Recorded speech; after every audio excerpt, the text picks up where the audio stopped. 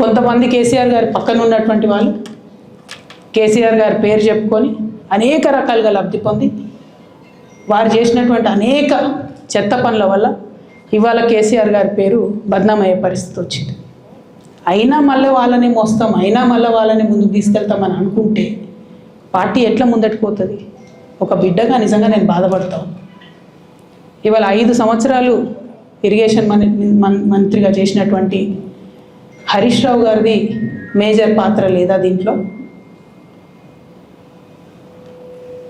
అందుకే కదా కేసీఆర్ గారు వారిని సెకండ్ టర్మ్లో తప్పించిండ్రు.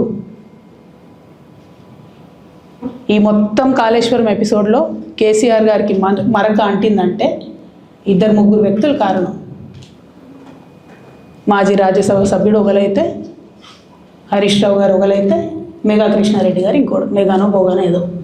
ఈ పెద్ద పెద్ద కాంట్రాక్టర్లు అందరితో కుమ్మక్కై కేసీఆర్ గారు ప్రజల కోసం ఆలోచన చేస్తే, నీళ్ళ కోసం ఆలోచన చేస్తే, వీళ్ళు సొంత వనరుల కోసం, డెవలప్మెంట్ కోసం, ఆస్తులు పెంచుకోవడం కోసం ఆలోచన చేసి ఇవాళ మీ వల్ల రేవంత్ రెడ్డి లాంటి వ్యక్తి, తెలంగాణ ఉద్యమానికి సంబంధం లేని వ్యక్తి, కేసీఆర్ గారి కాలి గోటికి సరిపోని వ్యక్తి, ఆయన నిలబడి కేసీఆర్ గారిని చేయెత్తి చూపించి కేసీఆర్ గారి మీద సిబిఐ ఇవాళ నేను వేస్తా అని చెప్తున్నాడంటే కారణం ఎవరు దీనికి? నేను భరించిన ఇదే హరీష్ రావు గారు, ఇదే సంతోష్ రావు గారు అనేక కుట్రలు చేసినా కూడా భరించిన. నా మీద ఓపెన్గా మీడియా మిత్రులందరితో రకరకాల మాటలు చెప్తే కూడా నేను భరించిన.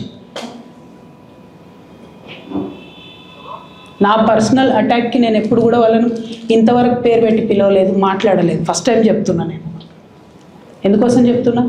కేసీఆర్ గారికి ఈ వయసులో సిబిఐ ఎంక్వైరీ ఏందండి? ఎందుకోసం ఆ కర్మ పట్టింది? ఎందుకు భరించాలి?